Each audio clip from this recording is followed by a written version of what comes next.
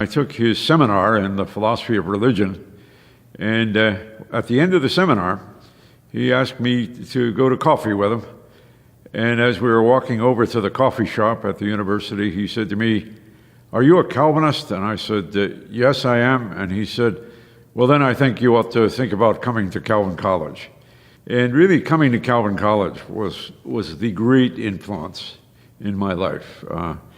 Alvin Plantinga, Nicholas Waltersdorf, Lewis Smedes, George Marsden, so many others who had a profound impact on the way in which I think about things.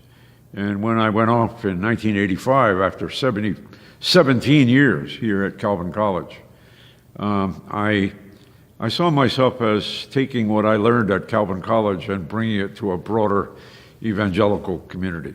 I'm very grateful to God for the influence of the people at Calvin College and Calvin Seminary, for the ways in which they had a profound impact on me. I don't know where I would be if I had not had those influences.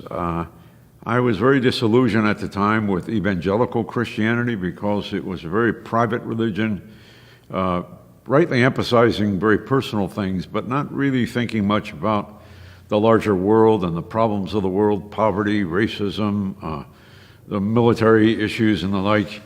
And it was just a profound thing for me to actually meet real people, not just writings, but real people who nurtured me and argued with me and pushed me to think more clearly about things.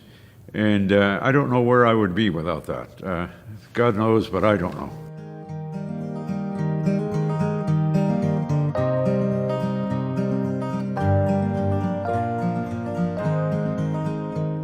When I taught in the philosophy department at Calvin College for 17 years, every Tuesday afternoon we'd meet for a couple of hours. And if we were writing on something, we would have people read it ahead of time and we would critique each other.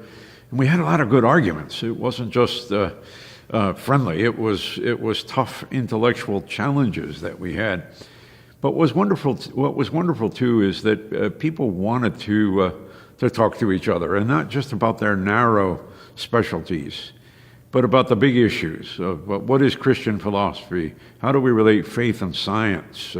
How do we think about the larger patterns of culture, film and theater and the arts and business life and higher education in general?